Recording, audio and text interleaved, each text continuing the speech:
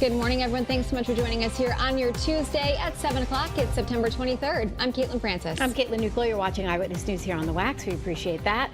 Lots to talk about here, but first, let's get you ready to get out the door. Meteorologist Jill Gilardi has a check on that first alert forecast. Hey, Jill. Hey, well, it doesn't feel like fall outside, that's for sure. A big warm up compared to 24 hours ago, some 15 to almost 20 degrees warmer. We gave you that first alert yesterday that we weren't going to be seeing those chilly 40s. And we're also going to be monitoring a system coming in from the west. Right now it's dry, though. Plenty of hours of dry weather.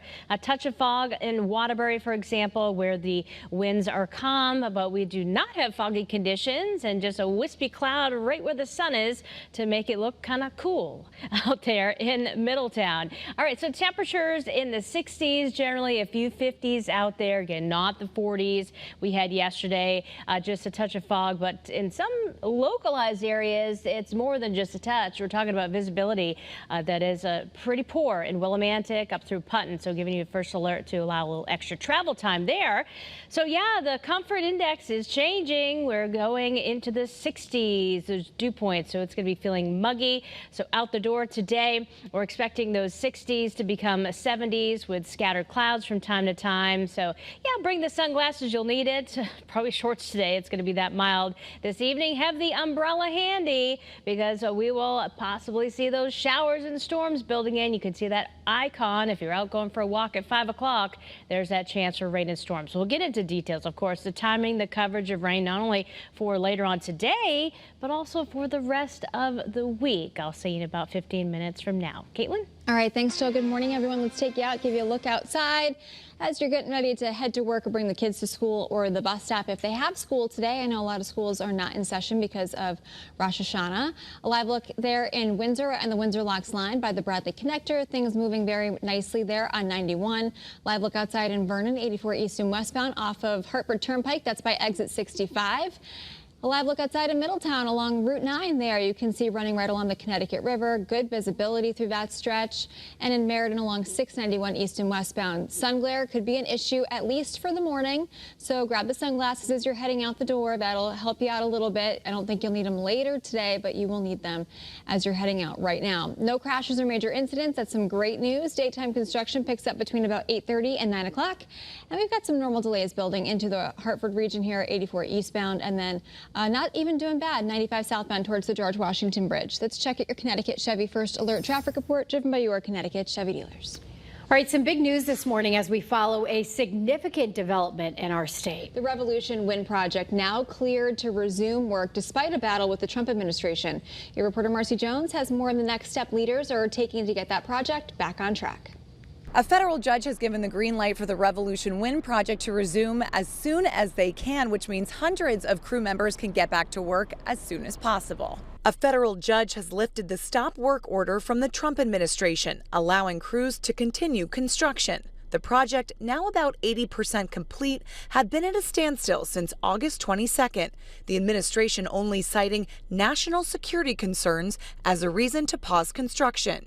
Ørsted, the Danish energy company leading the project, says it's losing about $2 million a day since the stop work order came down. New London's mayor expressed relief over the court's decision, however, still expressed concern over some of the losses.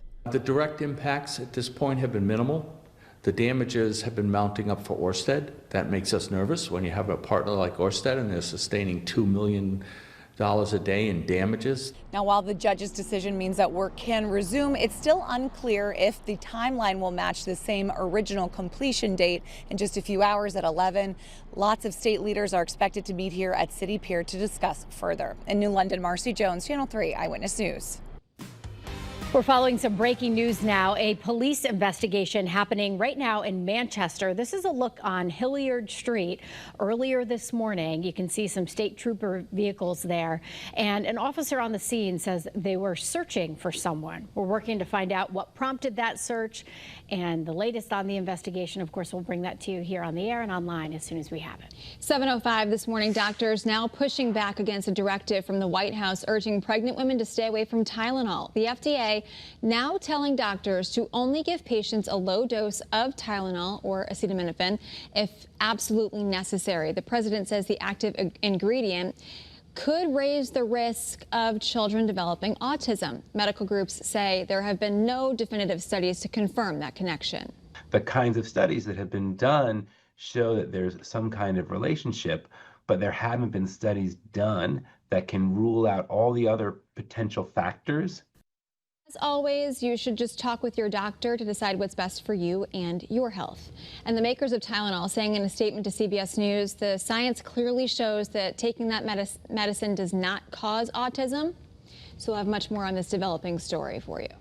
New this morning, a Newington man remains in jail after he allegedly strangled his wife and kidnapped his 2 children over the weekend. Court documents say the alleged victim said she thought she was going to die and she had to watch her children crying in the back seat of a car.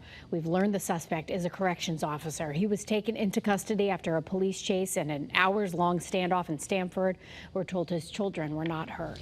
Today, a funeral home owner due back in court to face new allegations of fraud. East Windsor police say they've arrested Philip Petrus in 8 fraud cases related to the former Basinger and Dowd funeral home. He's accused of taking money from customers and spending it on gambling and travel. He's facing similar allegations in more than 70 cases across the state.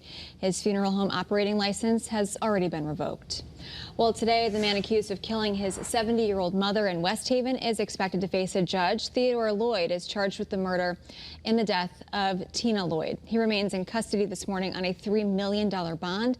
He was arrested back in April after allegedly trying to set his mother's home on fire. Well, new this morning, police are looking into whether they should file criminal charges against Hartford City Councilman Alex Thomas. The I-team found that he misused a city-issued purchase card as well, spending $500 more than he was allowed. He was previously arrested for allegedly stealing thousands of dollars from a church where he worked. This morning, we're working to find out more about the condition of someone who cut their leg with a chainsaw while working on Lisbon Road in Canterbury. Pinpoint News Tracker taking us to that location. We are told the victim was flown to Rhode Island via Lifestar for treatment. Well, tonight, Jimmy Kimmel's late night show returns for the first time since he was suspended last week. ABC and Disney pulled that show after the FCC chair criticized comments that he made, comparing President Trump's supporters to the suspect in the Charlie Kirk assassination. ABC says they have been having thoughtful conversations with Kimmel since that suspension. And Kimmel's suspension sparked outcry, especially from Democrats arguing it violated free speech. Multiple lawmakers from our state spoke out against it. Some members of Congress now working on a bill that they say would protect free speech rights from political harassment. 7:08 today in East Hartford. Kate, well, you can take this one. Oh, I'll take this one. All right, today in East Hartford here, housing advocates will highlight a $25 million investment in a first-time home buyer assistance program.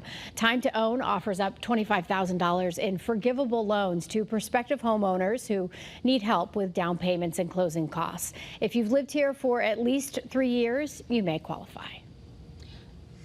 Some state leaders set to discuss their plans to offset the impact of U.S. tariff policies on businesses locally. A new government report shows vehicle repair prices have jumped because of tariffs on imported vehicles and car parts.